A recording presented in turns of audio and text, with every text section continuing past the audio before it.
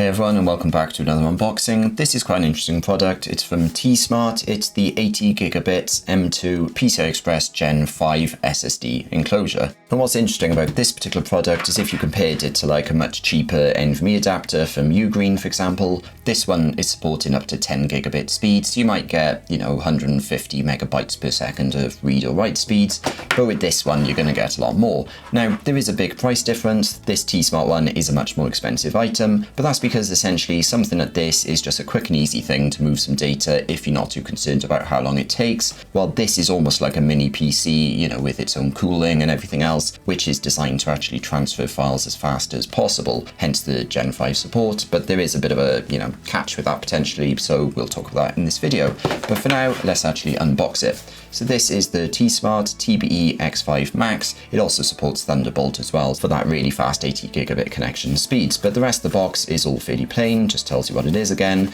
So nice simple box. So we've got that there with the actual TESmart branded USB cable. We've also got a screwdriver for the actual NVMe drive, so we'll look at that in a minute. And then we have got our device itself, which looks completely brilliant. So yeah, nice metal finish. It feels quite heavy and sturdy. That is very, very nice. Yeah, very nice metal finish. Got lots of cooling vents and things like that on both sides. And then it's got the USB-C up to 80GB if you've got a Thunderbolt connection. And then on the underneath, you've actually got these little feet as well. So it's a nice sturdy product, and it weighs 124 grams, which you might not think is very much. But if we actually look at the other one, for example, the cheap one I've got is 58. So yes, there's a price difference, they are completely different, but this is actually potentially 8 times as fast as this one, which we'll talk about later on. So yeah, that is that. And then you've also got a manual as well, just talking about the fact they got a Pro version and a Max version. And then this is the actual list. So it actually utilizes an Intel controller chip, which is why I said it's more like a mini PC, because you're not just getting some cheap thing that's going to constantly have variable read and write speeds. This in theory, has its own cooling and controller and everything else to really maximize the read and write speeds that you're going to get. And you can see all the details here about the fact that when connected to a Thunderbolt 5 host, you're going to get read and write speeds up to 7,000 megabytes per second. Now you might actually be wondering at this point, isn't this, a Gen 5 NVMe Enclosure? Why is it only 7,000 and not like 12,000? That's actually due to the Thunderbolt 5 specification, which I think only supports up to like, Gen 4 speeds. So for example, this NVMe drive, which I'm going to test this out in this particular video, I've just bought a Gen 4 one because, it's up to 7,000 megabytes per second, which in theory is going to show off, a lot of capacity of this. I actually don't have a computer that's capable of 80 gig speeds, but this does support 40 gig, so hopefully we'll still see quite good read and write speeds. But that is enough talk. Now let's actually get on with testing the product. So we're going to open this up. That just slides off. And then you've got your space for your NVMe drive in there. So it's quite a nice looking, circuit board. It's going to be a standard enough installation. Okay, so this is one of the WD Black. One of the more budget ones is the SN7100. So I don't think it has the full actual cache on it, but that should still be fine. So yeah, let's just put that in there. Okay, does this come with a screw? Yes, it does. Brilliant, they thought ahead. So yeah, it does have that there. Screw that in. Okay, so nice and easy. Now we apply the thermal pad. So yeah, let's just put that in there. Not the best applied, but that is there. Tighten all the screws and then put that back in. Alrighty then, so I've now plugged that in using the actual provided cable, which says TESmart on one side and 80 gigabits per second on the other. We can now plug that in. So this is plugged into a USB 4 40 gigabit per second port. I'm going to plug it in, and that does mean I'm not going to get the full support, of the 80 gigs, but hopefully it's going to be better than nothing. So there was some sound there, but it wasn't excessive, and that's actually stopped. So I've now got my drive there, and if I go over to Crystal Disk Info, for example, we're going to see it there. So you've got NVMe, it's 4x4, so it's the fastest possible speed you're going to get due to the fact that Thunderbolt 5 is limited to Gen 4, not Gen 5, but everything else looks good there. It's running really cool. It's not making any noise at all. So there's a fan noise from this, but not from here. So it's not making any noise, but now let's actually do some read and writes and actually see if that changes anything. Okay, so I'm currently copying a 40 terabyte file onto it, and what I'm seeing is speeds of 1.3 gigabits per second.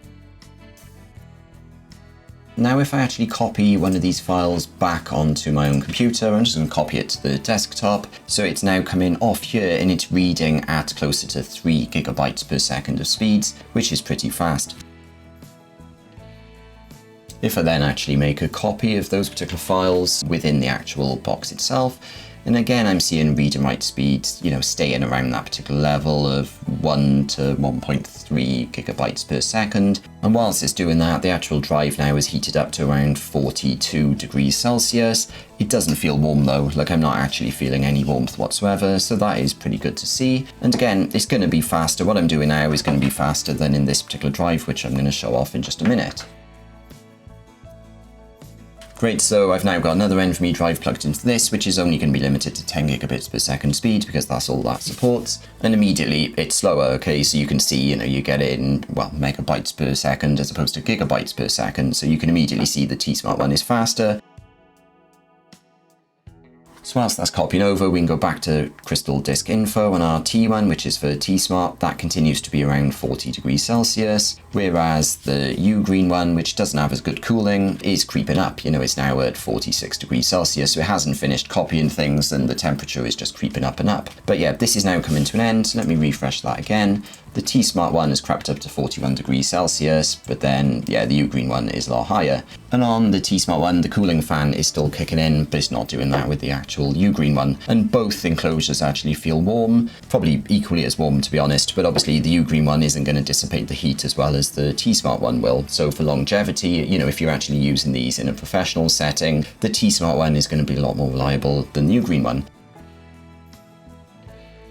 So the test results are finished, you can see them on the screen now, and you might be thinking, oh well actually that doesn't say 7,000, this drive is rated for 7,000 read speeds, but there's two actual important points here. Firstly, the temperature of the drive is actually quite low, like we're below 50 degrees Celsius. This particular room is quite warm because the heating was on and this computer's spitting out a lot of heat, and my other NVMe drives are running a lot hotter, so the fact the TESmart one is actually running a lot cooler than that is actually very good in my opinion. Secondly, these read and write speeds are far beyond what you would see with, some cheap Ugreen NVMe Enclosure or something like that, because this supports, up to Gen 5 drives and 80 gigabits per second and everything else. However, I haven't put, a Gen 5 drive in here, I haven't connected it to an 80 gigabits per second Thunderbolt port, and as a result, I am going to get slightly lower speeds than that. But the fact that I'm almost getting 4,000 megabytes per second is incredibly good, especially since due to this being, actively cooled and almost being a mini PC, I'm actually going to get that all day long. I don't have to worry about this overheating and potentially, killing an NVMe drive if it gets super, super hot, because that is a worry sometimes with some really cheap NVMe enclosures. But for now, this is the TESmart TBE-X5 MAX. I'll put details and links in the description. I'm very impressed with this. I can still hear the fans going and it's keeping things nice and cool. And I actually think these are really good read and write speeds considering I'm not connected to like a Thunderbolt 5 port or anything else. If you've got any questions about this device though, please leave them in the comments. And if you enjoyed this video, please click the thumbs up button and please subscribe to see more videos like this. Thanks for watching.